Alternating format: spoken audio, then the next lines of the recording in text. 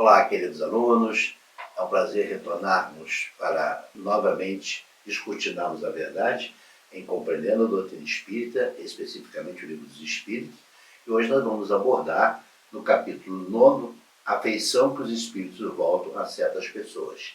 Nós sempre deixamos uma pergunta para que vocês possam refletir e ao final temos a resposta sobre o que estamos questionando. E eu pergunto, intuição e pressentimento é a mesma coisa? Não se esqueçam de se inscrever em nosso canal, ativar o sino para receber notificações de novas postagens e se estiverem gostando dos vídeos, dá um like pra gente.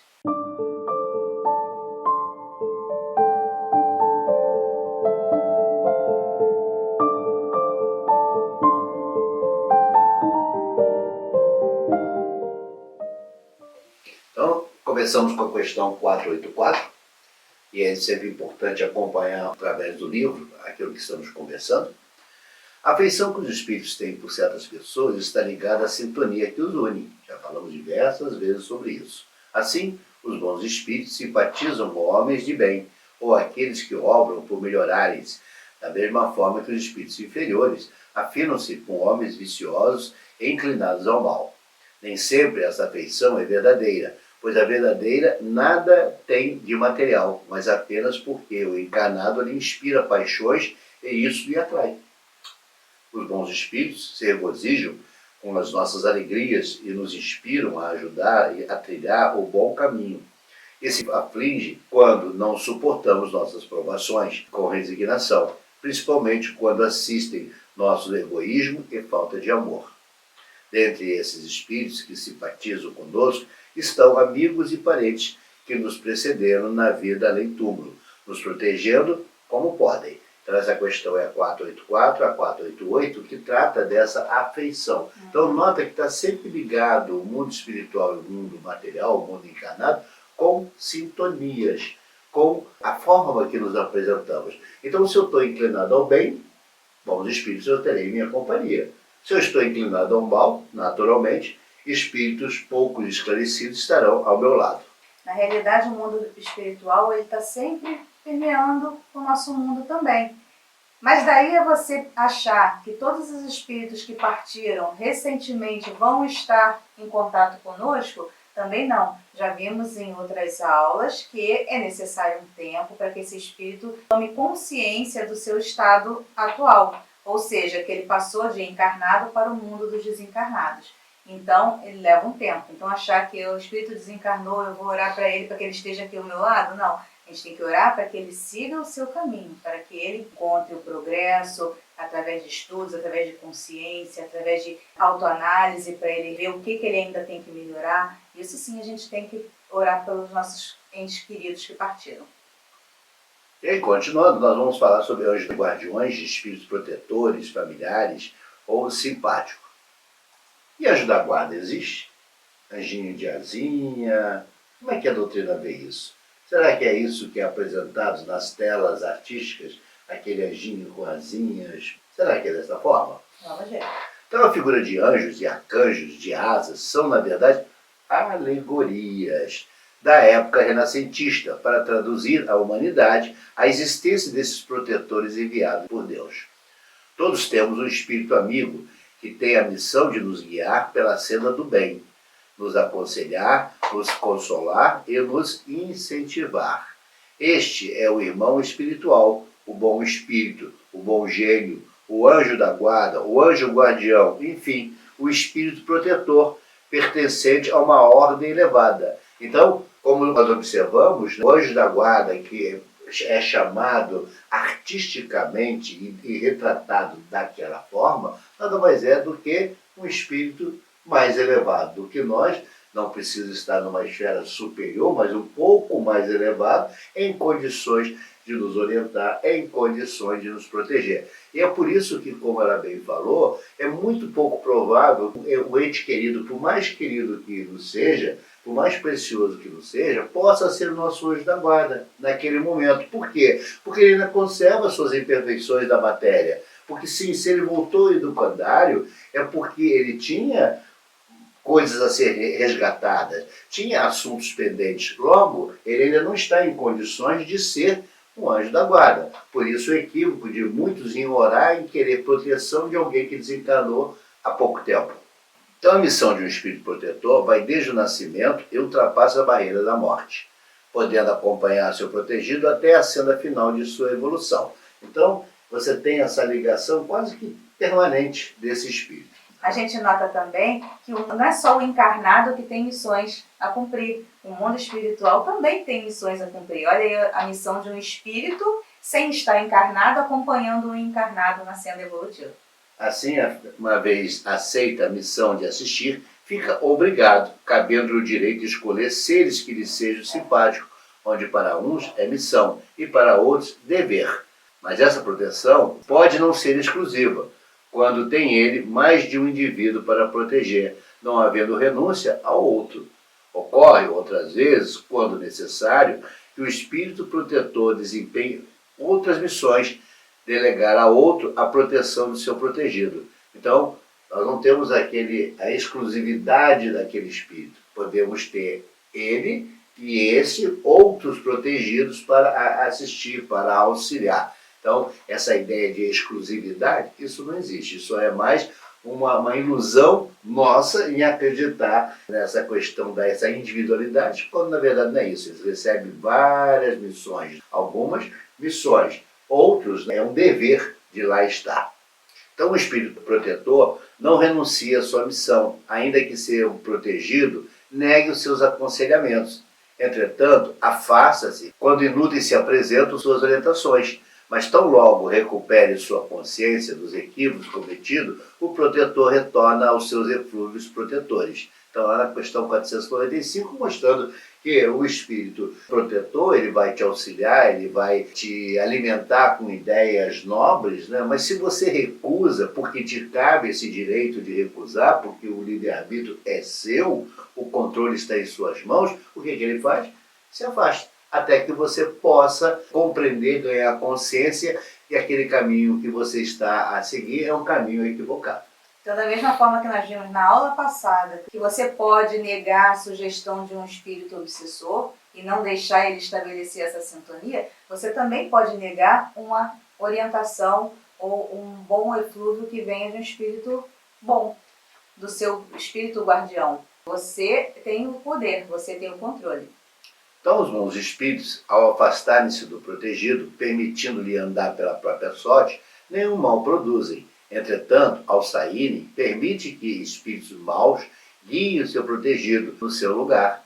Quando então terá ele descoberto que o sofrimento experimentado é de todo sua culpa, tal qual o pai é o filho. Muitas vezes você é obrigado a deixar ele seguir a caminhada dele, a jornada dele, ele vai cometer equívocos, ele vai sofrer, mas assim que ele ganhar consciência, as portas estão abertas para que o pai possa recebê-lo.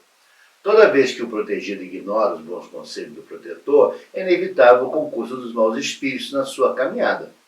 Um espírito protetor não enfraquece diante do mal, porém, ao permitir que seu protegido transvie da vida, o faz para que este saia das lutas mais instruído e perfeito, mas ainda assim continua a intuí-lo com bons pensamentos, ficando a cargo do protegido, na inevitável lei do livre-arbítrio, a escolha de cerrar seus ouvidos para o mal. Foi aquilo que falamos. Então cabe ao protegido a escolha de aceitar ou não. Mas toda vez que você tem essa experiência, porque faz parte da nossa evolução, as experiências boas e ruins, toda vez que você ultrapassa essa experiência, você sai mais fortificado, você ganha mais, digamos assim, mais solidez da sua caminhada. Por quê? Porque você experimentou o mau caminho e viu que ali causou grandes sofrimentos para você mesmo.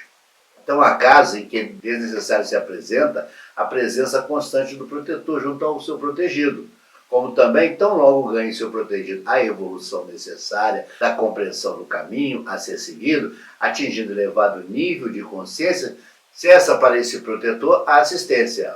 Questão 499 é 500. Por que isso acontece? Tal qual na escola. A professora primária te ensina os primeiros a caminhar no ganho do conhecimento. Quando chega um dado momento que você já adquiriu esse conhecimento, que já ganhou a consciência desse saber, ela não tem mais função. Ela precisa passar para um novo ou para alguém acima desse conhecimento para poder te auxiliar nesta jornada. Então, não nos é dado conhecer a ação dos espíritos protetores. Não nos é dado conhecer, pois, do contrário, não obraríamos deixando de efetivar o livre-arbítrio. É claro, se eu deixar tudo na mão do protetor, ele vai resolver. Para que eu preciso ter ação? Eu não faço escolhas, eu também não aprendo. Exatamente. E esse ato de fazer escolha, ele é necessário ao seu progresso. Então, quando o indivíduo não for fazer nada, o meu protetor vai cuidar de tudo. Não, não vai não.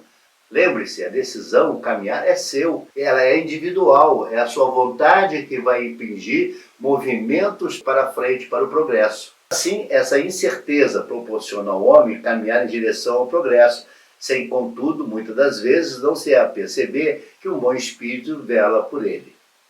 O espírito protetor, ao ter êxito em sua missão em conduzir o protegido para a cena do bem, recebe o bônus do seu intento, sentindo-se ditoso pelo bem que fizera, mas jamais é responsável pelo insucesso das más escolhas realizadas pelo seu protegido. Livre-arbítrio, a escolha é sua. Todavia, não sofre com os equívocos do seu protegido, somente lastimando as más escolhas, tendo a certeza que o equívoco de hoje será o acerto de amanhã. Por isso que comumente falamos que os espíritos superiores, eles não se zangam pelos nossos erros, eles não colocam o dedo em nossas feridas. Eles sabem que em um dado momento ganharemos consciência e ultrapassaremos aquela barreira que dificultava o meu progresso. Ele sabe que você vai evoluir, porque outrora ele também passou por essa mesma seara, ele passou por essa mesma condição.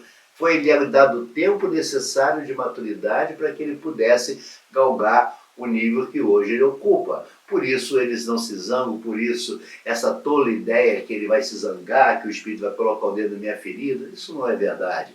Normalmente, quando assistimos esse tipo de situação, nós estamos vendo ali espíritos inferiores, espíritos pouco esclarecidos, porque o espírito esclarecido espera o momento adequado da sua maturidade, do seu crescimento, da sua consciência, porque quando você não ganha consciência, você não compreende a ilicitude do seu ato. Não há como precisar o nome de um espírito protetor, mas para invocar-lhe basta elevar seu pensamento ao seu protetor para que receba, quando merecedor, as orientações intuitivas necessárias ao seu trilhar junto ao bem. Vou chamar meu protetor fulano de tal. Não é assim que funciona. Normalmente você não sabe nem o nome dele. E ele nem se preocupa com o nome. Quem há preocupação com o nome somos nós.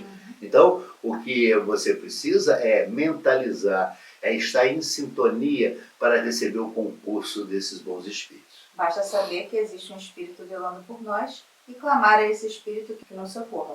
Muitas vezes, espíritos protetores que declinam seus nomes o fazem mais utilizando nomes que têm algum significado para o seu protegido do que qualquer outra relevância, pois o que importa é a assistência que darão. E no mundo espiritual, a fraternidade é reinante, havendo uma assistência mútua. Então essa ideia tem que ser um nome proeminente, é nossa, causa impressão para nós, traz uma certa satisfação, meu mentor, quando na verdade esses espíritos muitas das vezes se apresentam com nomes de outros, mas na verdade são espíritos que não tiveram, digamos assim, grandes expressões no mundo da matéria, mas grandes ações no mundo espiritual, grandes elevações morais e éticas, e se apresentam para nos auxiliar. Então nós temos que ter muito cuidado com essa ideia de nomes, os nomes que estão sendo usados. Dessa feita, pode-se concluir por que determinados nomes são invocados em diversos lugares simultaneamente e atendidos na mesma velocidade.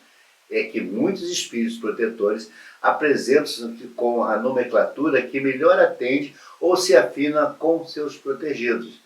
Em outras palavras, isso é questão 504 a 505, ele está te dizendo que existe uma pleiade de espíritos sobre aquele pensamento, sobre aquela ideia daquele espírito comum que todos nós conhecemos. Por isso que eles pode ocorrer esse deslocamento em diversos locais e ser atendido ao aclame daqueles locais, porque a ideia, o pensamento é comum a esse espírito, por afinidade. Então é comum a gente escutar que a falange de Bezerra de Menezes esteve em tal lugar, a falange de Joana de Ângeles.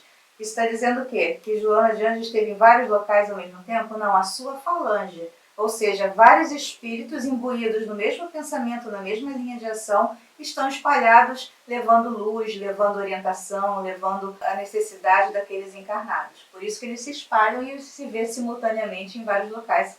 Então, ao voltarmos para o mundo espiritual, reconheceremos nosso protetor, pois já o conhecemos antes de reencarnar. E ali nasce a surpresa, porque nós acreditávamos que o nosso protetor era aquele nome proeminente, e aí quem se apresenta é alguém com muita humildade, com muita iluminação, com muita beleza, e que suas vidas terrenas não tiveram essa expressividade que o outro teve.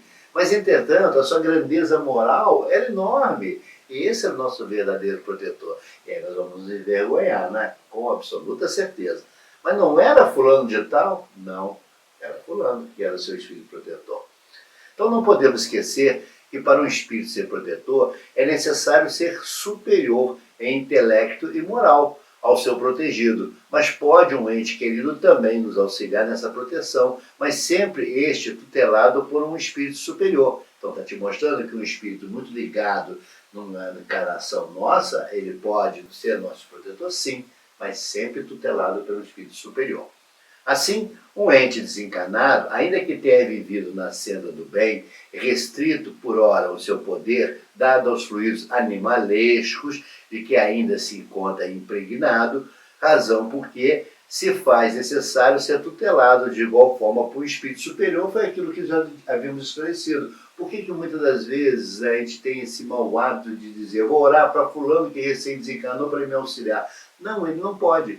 Com raríssimas exceções, esse espírito terá condições de ser protetor, mas tutelado pelo espírito superior. A grande maioria não. Por quê?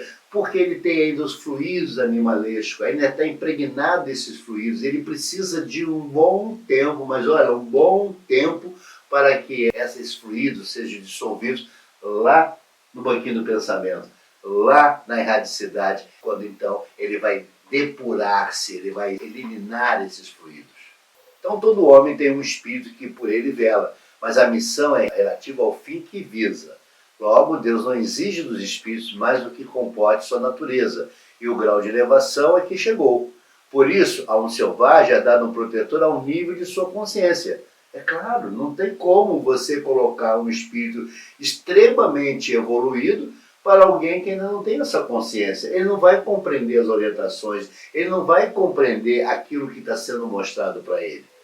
Há de se notar que mesmo um pai que se colocou como protetor de seu filho ao reencarnar, não continuará mais com a missão, rogando a assistência do espírito tutelar para continuar sua missão, até porque os espíritos só aceitam missões que possam desempenhar até o fim. Lá na questão 509 e 510 você vai encontrar essa afirmação. Então ele está te mostrando que o fato de um espírito ser seu protetor, mas por ele ter outras missões, principalmente o de reencarnar, você não vai ficar sem a tutela. Um outro lhe será dado, um outro lhe será colocado até que ele cumpra a missão dele de reencarnar. Então mostra que neste processo de proteção do protegido, o protetor também tem missões de reencarnar, também tem algo a resgatar, também não está na perfeita evolução, na superioridade, está em relação a você, mas não em relação ao todo. Então ele precisa resgatar, retornar ao educandário.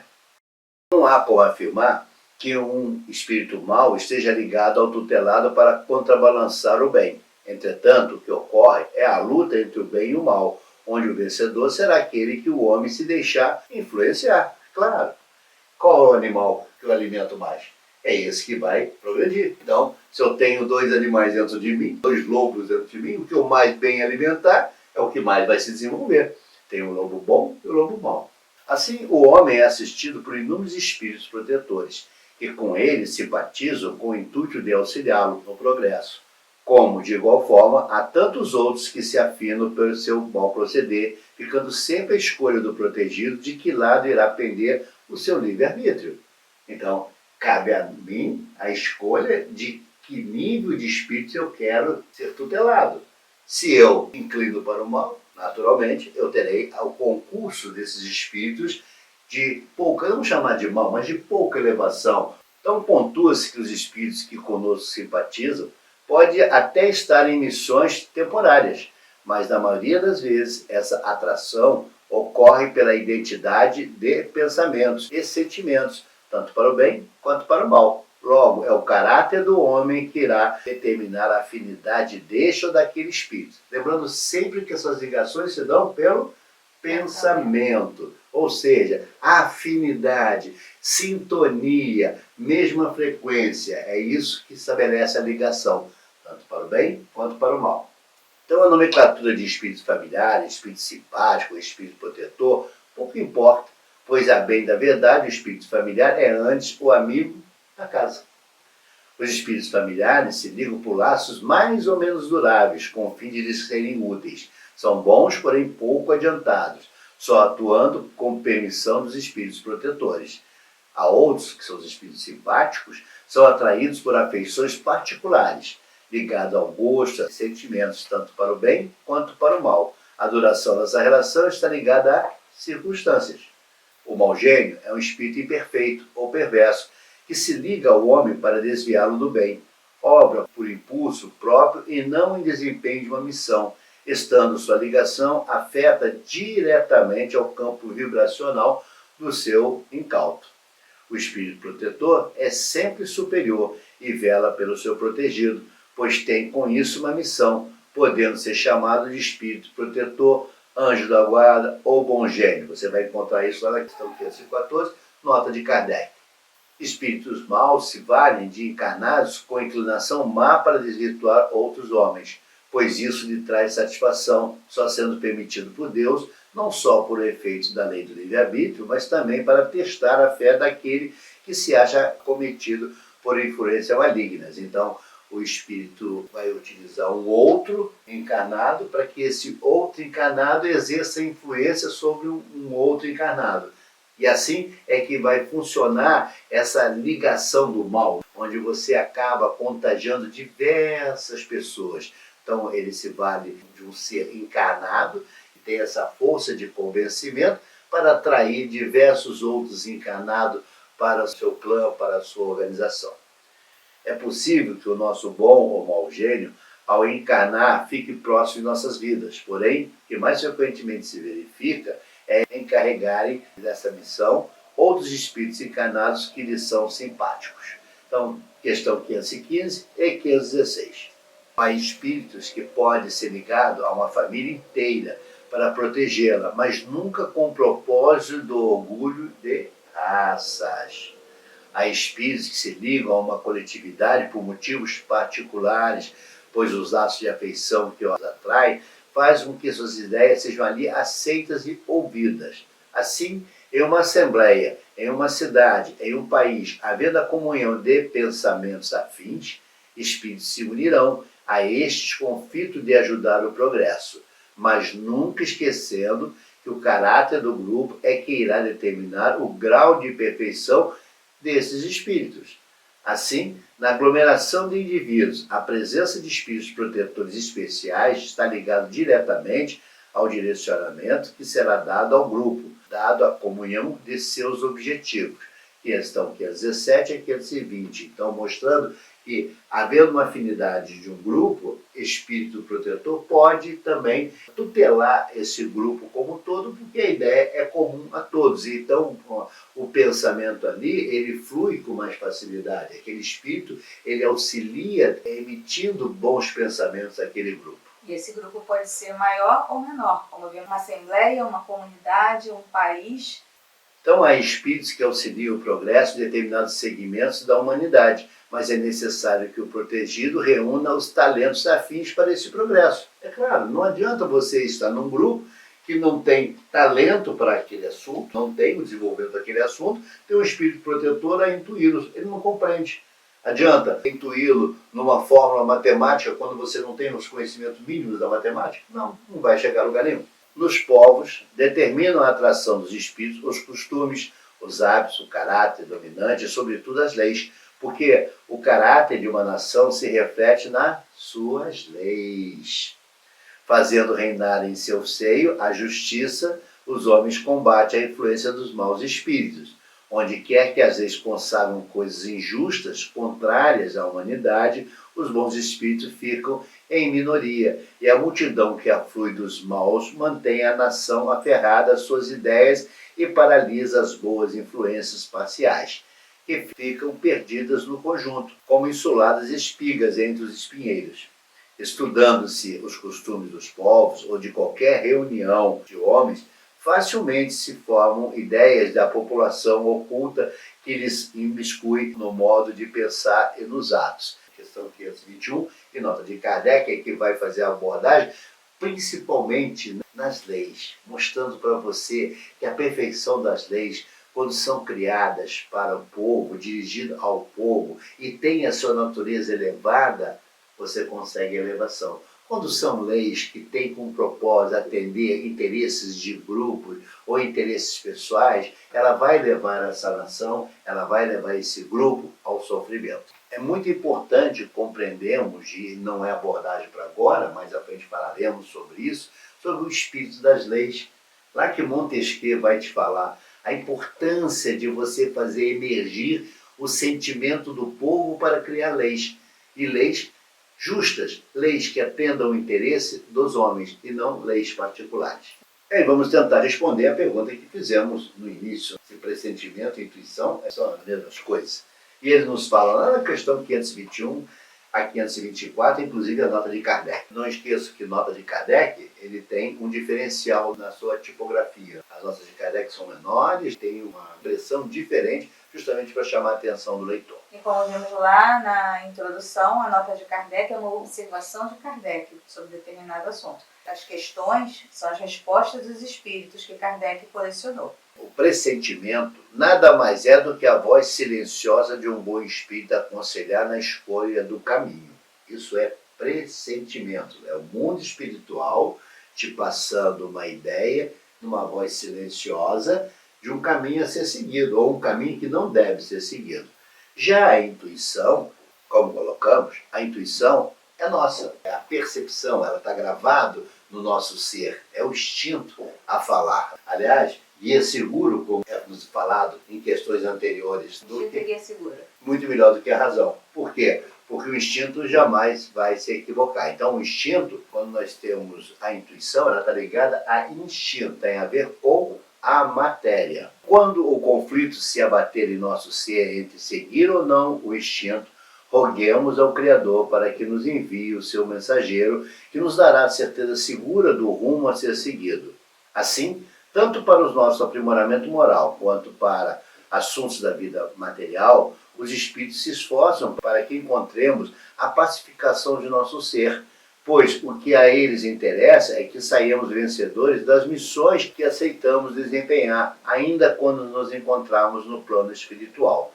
Então, o que interessa para o espírito protetor é que você realize a missão, que você ultrapasse aquele obstáculo, que você avance em direção ao progresso. É isso que interessa. Ele não vai te ditar qual o caminho a ser seguido. Ele vai te aconselhar, mas essa escolha é sua. Ele pode te mostrar, através de um pressentimento, que aquele caminho que você está a seguir não é um bom caminho e que merece ser revisto. Então, algumas vezes, desatentos aos conselhos intuitivos dos bons espíritos, estes cumprem a sua missão, colocando em nosso caminho outros seres encarnados que nos orientarão para o caminho seguro a ser trilhado.